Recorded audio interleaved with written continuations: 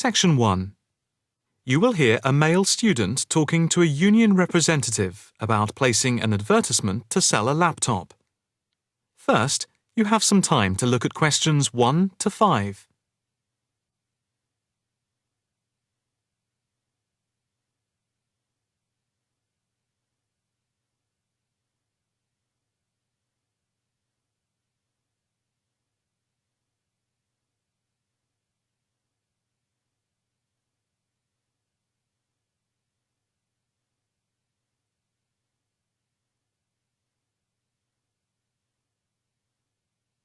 You will see that there is an example which has been done for you. On this occasion only, the conversation relating to this will be played first. Hi, I'm Debbie. How can I help? Hi, my name's David. I'm just looking to place an advertisement on the main union notice board to sell a laptop and a few accessories if that's possible. The answer is advertisement. So, advertisement has been written in the space. Now the test will begin. You should answer the questions as you listen, because you will not hear the recording a second time. Listen carefully and answer questions 1 to 5. Hi, I'm Debbie. How can I help? Hi, my name's David. I'm just looking to place an advertisement on the main union notice board to sell a laptop and a few accessories if that's possible. Sure, that's not a problem. I take it you are a member of the Students' Union? Yes, I am. Right then. I'll just get a form up. And as there is no one around and it looks as if it's going to be quiet for a while, I'll just type the details straight into the computer for you. Thanks very much. No problem. Shall we just title it Laptop for Sale? Yeah, okay. Can you describe it generally? Well, it's in very good condition. In fact, it's hardly been used. Why are you selling it, if I may ask? Well, I've got another one which is much lighter, and I don't really need two. I see. What weight is the one you're selling? It's 3.5 kilograms. That is heavy these days. Can you give more details about the one you want to sell? Right. Well, it's an Allegro, and it's got all the latest programs. Okay. What about the memory? The memory is only 0.5 gigabytes. And what about the screen size and the other features? Oh, well, the screen is, well, let's see, it's 37.5 centimetres with a standard size keyboard and a touchpad. But I've got a cordless mouse that I can put in with it if necessary. Well, some people don't like using a touchpad. What about ports or holes for attaching things to the laptop? It's got 2 ports. More modern laptops have more than 2 ports for all the extra attachments. They do. Let's see, what else is important? The battery lasts for 2.5 hours, which is okay, but not enough for long train journeys. But one thing is that it's not wireless. Right, okay, not wireless. Before you hear the rest of the conversation, you have some time to look at questions 6 to 10.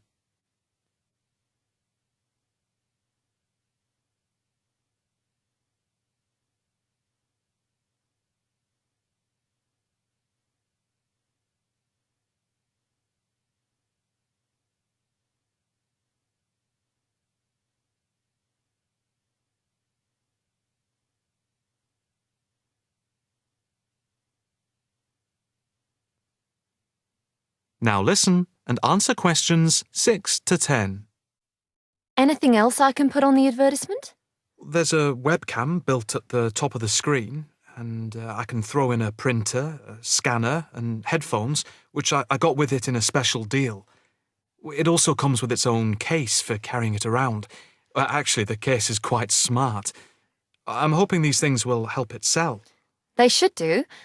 Right, I think I've got all that. How much do you want for it? That I'm not sure about. It's worth about £900 to £1,000 new. Yeah, but you won't get that much if it's used, and even if it's in good condition. What about £500? I doubt if you'd get as much as that. More like £200 or £300. If you look at the notice board, there is one on there which is comparable to yours, and it's not more than about £250, I think. As little as that. I'm afraid so. Shall we say £300? OK, put that. Can I take some contact details for the advert? The name's David Bristow. Bristow.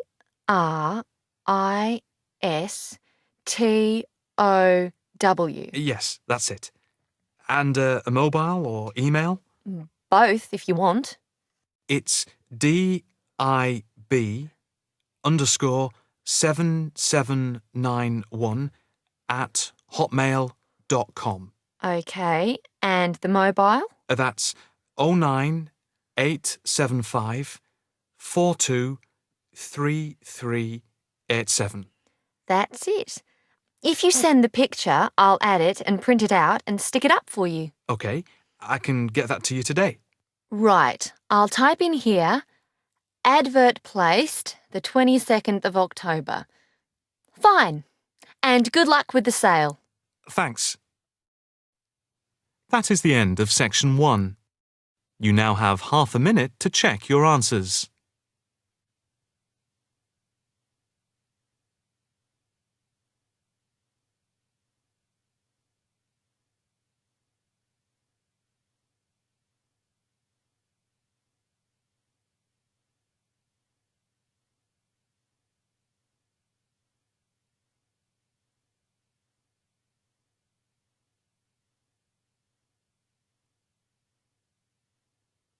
Now turn to section 2.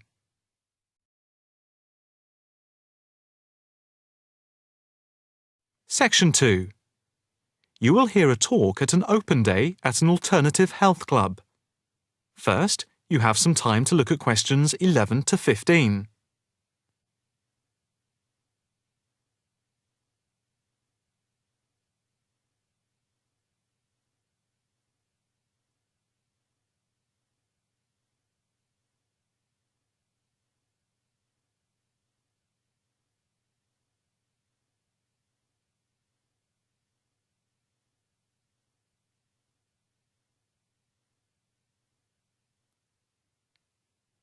Now listen carefully and answer questions 11 to 15.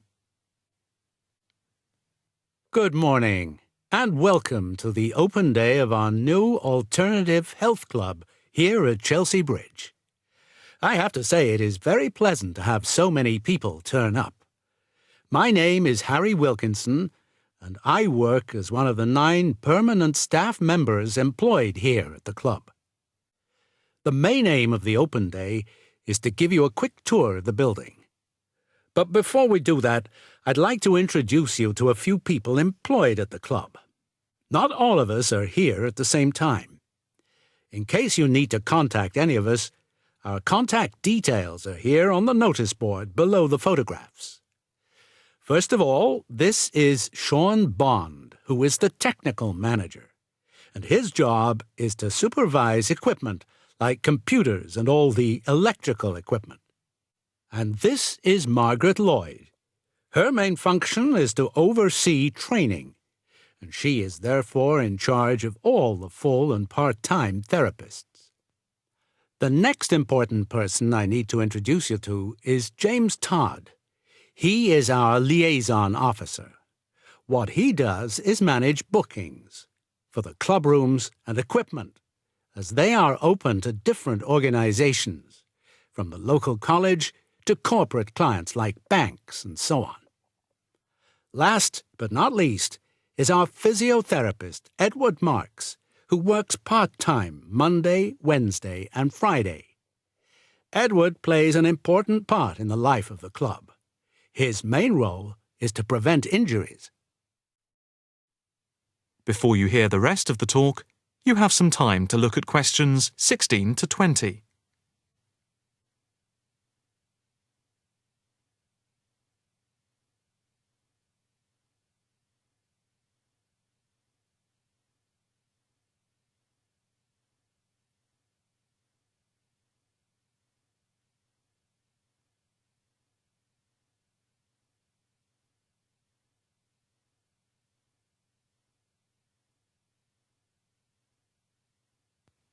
Now listen carefully and answer questions 16 to 20.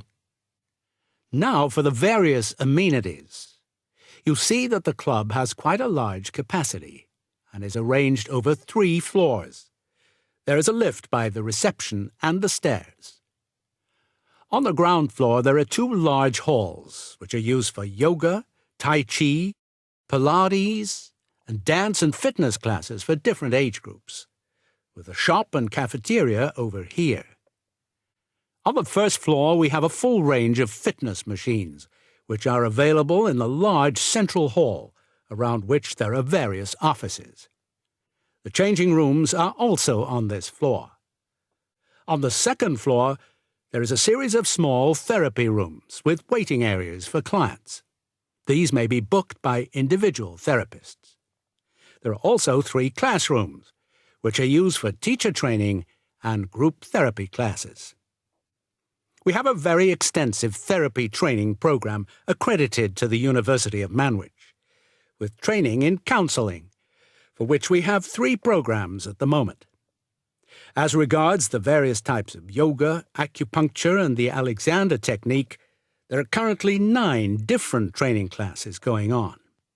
Information about the training can be obtained from the brochure, which you can pick up at reception and from the club website. There will be a chance to talk to trainers for those interested in counselling this Saturday at 10 a.m. For yoga, etc., there will also be an informal gathering of trainers on Thursday at 4:30 p.m. So, if you are interested in becoming involved, this is your chance. That is the end of section 2. You now have half a minute to check your answers.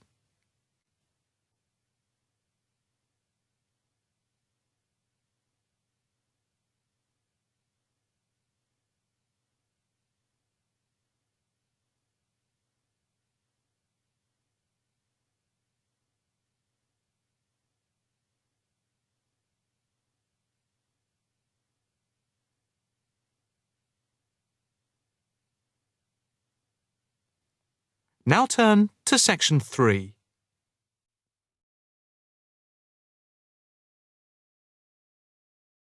Section 3. You will hear a female and a male student talking to a female tutor about a self-evaluation form. First, you have some time to look at questions 21 to 26.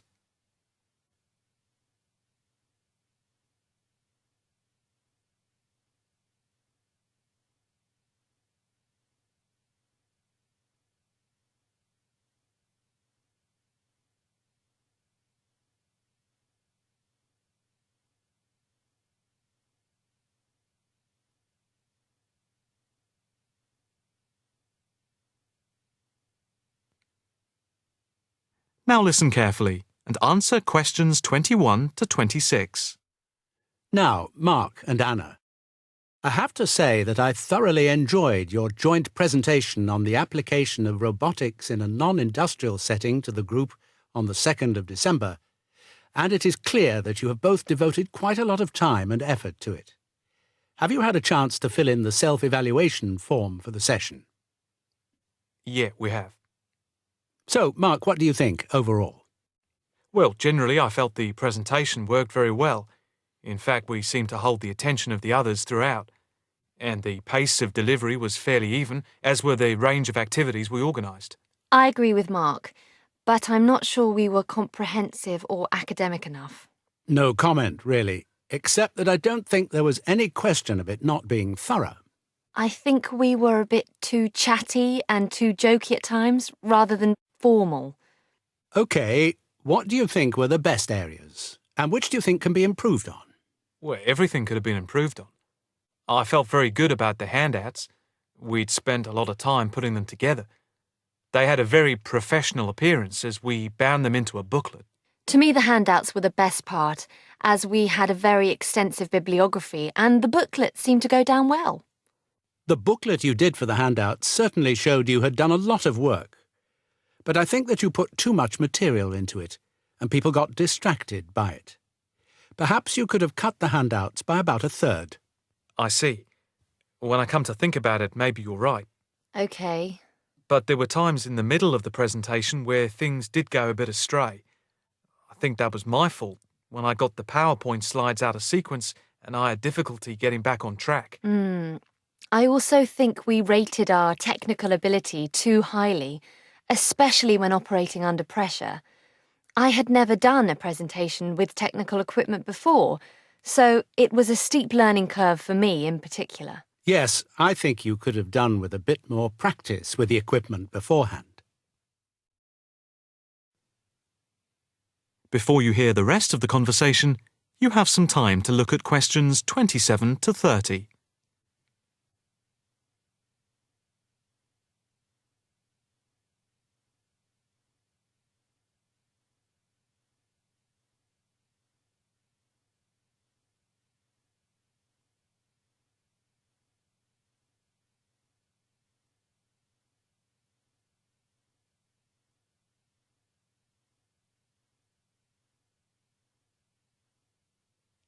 Now listen carefully and answer questions 27 to 30. What about the next item on the feedback form? The aims and objectives. I think they were very focused and we followed them through well, I think. We wanted to show how Europe was lagging behind other areas of the world. Yeah, I think they were clearly set out. Yes, agreed. No comment there.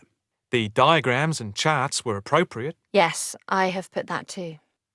They did work well in helping to illustrate and break up the presentation by cutting down on the number of words and text on the screen. What about delivery? Well, I think our performance was average. It was difficult to coordinate speaking and presenting the material at the same time. I was quite self-conscious of what I was doing. It was down to a lack of experience. Unfortunately, both of you had the habit of standing in front of the projector, so you kept blocking the image on the screen. To me, this is the area that requires the most improvement.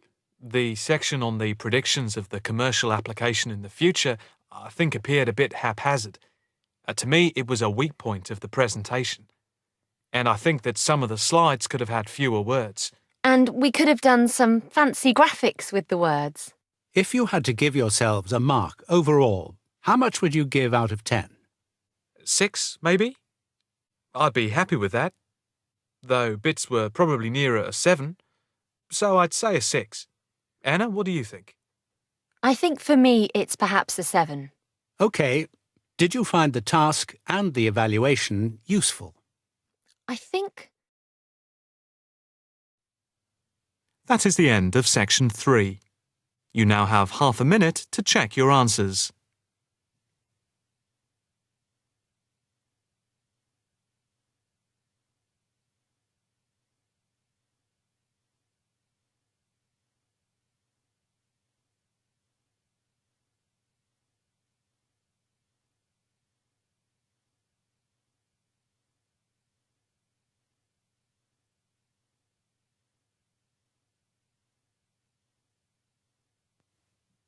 Now turn to section 4.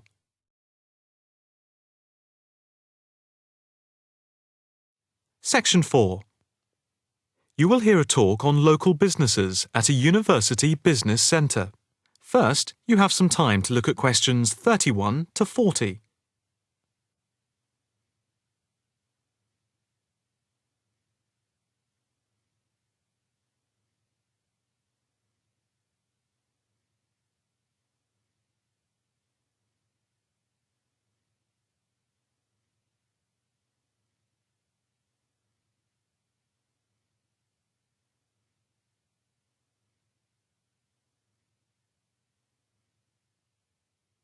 Now listen carefully and answer questions 31 to 40.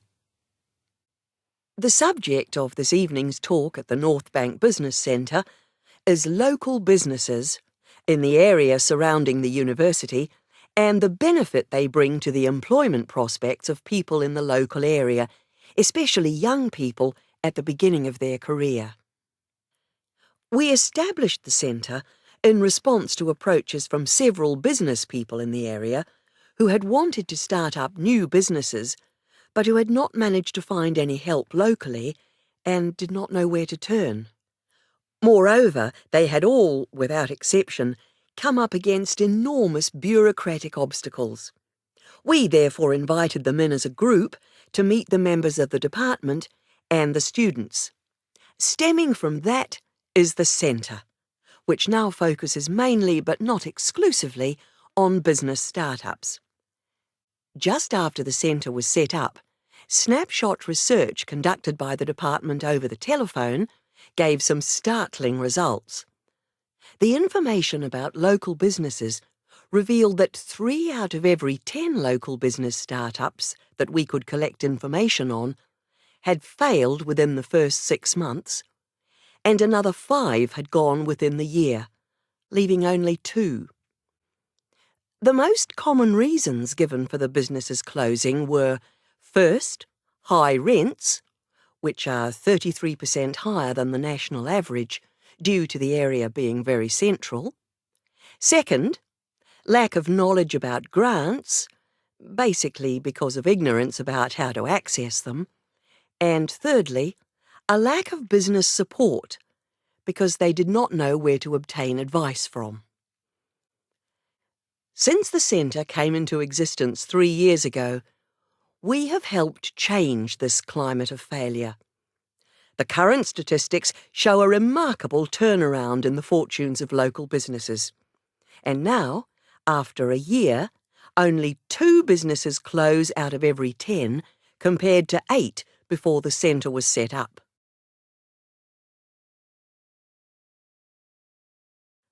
Six local businesses are now taking part in a work placement and monitoring scheme, which is of mutual benefit to ourselves and the companies involved. O Foods, a small start-up company with 9 employees involved in organic food and based at a local market, has 1 final year graduate doing a year-long study on improving the stock turnaround. This was a particular problem because the company found that they were losing sometimes up to 30% of their stock. Another start-up is Innovations, which deals with producing video games. This company, which employs only 5 people, all under the age of 25, is receiving support in attracting business partners and achieving production targets. In the smaller business category, Sampson's Limited, a courier company which is interested in developing a taxi service, is being offered help with their business expansion plans. Another small niche company called Vintage Scooter, which specialises in revamping old scooters, is taking part in a product monitoring scheme, offering customer service up to a year after purchase to check the quality of their restoration. The first of the 2 medium-sized companies that the scheme is monitoring is Build Limited, which employs 47 people.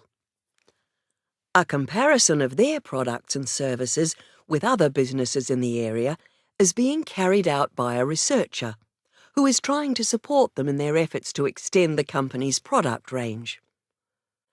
The last company, Jones Systems, is perhaps the most interesting because it has been the victim of considerable personnel problems, which have been affecting the day-to-day operations of the company. And so, we are looking at conflict management and team building within the company. To sum up, advisors help the companies look at different business options and models, apply for grants, deal with employment issues, systems creation, and also provide accommodation at the centre to help them start up. E-mentoring for fledgling businesses is also in operation for those who find it difficult to attend the centre personally. The programme is funded by grants from local authorities. That is the end of section 4. You now have half a minute to check your answers.